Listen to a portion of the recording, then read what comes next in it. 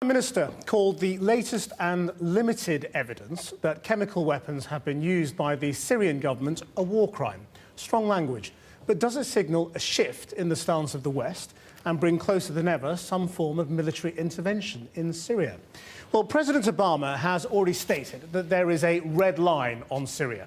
David Cameron agrees. But when that red line is crossed, what happens isn't clear. The president said it would take a whole bunch of chemical weapons moving around or being utilised for that to happen. And tonight the White House said the latest evidence isn't what it termed an airtight case.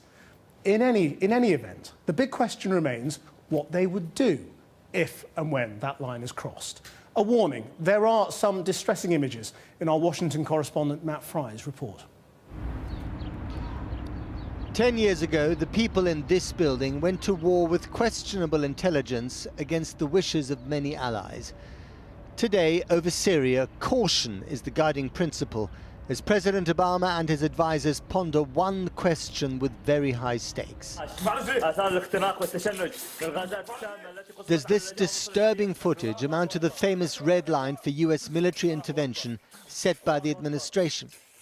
It apparently shows survivors of a nerve gas attack in Aleppo in northeastern Syria. These are the members of one family, and according to a British newspaper reporter who spoke to them and the doctors, the symptoms are consistent with a chemical attack.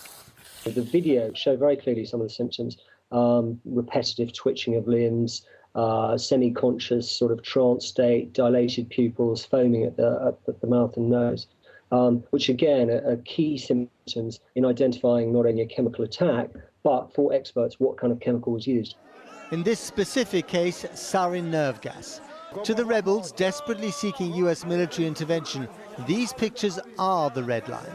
But do they satisfy the benchmarks established by the president himself last year? A red line for us is we start seeing a whole bunch of chemical weapons moving around or being utilized. A whole bunch isn't exactly a scientific metric. It leaves plenty of wiggle room, and in the absence of more information, all we're left with is a range of responses, depending on your point of view.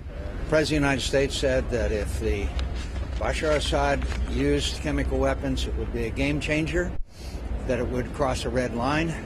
I think it's pretty obvious that red line has been crossed. It is very disturbing what we're seeing. It is limited evidence, but there is growing evidence that we've seen too of the use of chemical weapons, probably by the regime. It's extremely serious. This is a war crime. We have to take the evidence that we have and the varying degrees of confidence that we have about the assessment that chemical weapons have been used and build on that.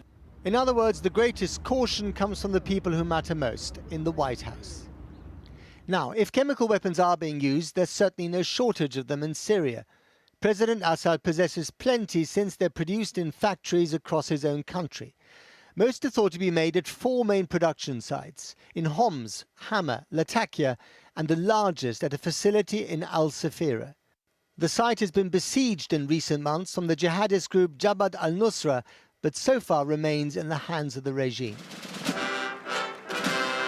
Even if Britain and France favour greater intervention, they're unlikely to act without the support of President Obama.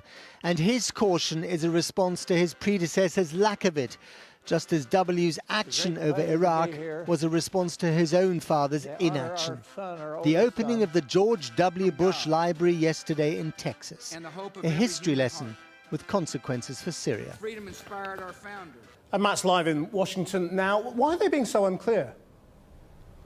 Well, they're being unclear, Krish, because this president is defined by pragmatism and caution. Remember, he wouldn't have got elected as president of this country if he hadn't opposed the Iraq war, unlike Hillary Clinton, who opposed him in the primaries.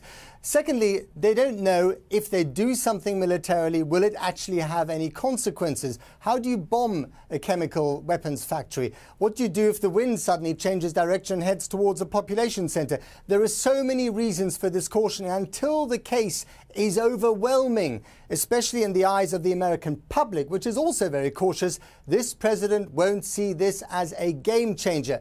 The real question is this, Krish. Is it a red line? But also, how thick can a red line be? If you ask me, as I'm sure you will, I reckon this might change it politically. In other words, more pressure if there are more attacks like this at the United Nations, on the Russians and the Chinese in order to come up with a new resolution. But militarily, I don't think this is a game changer yet.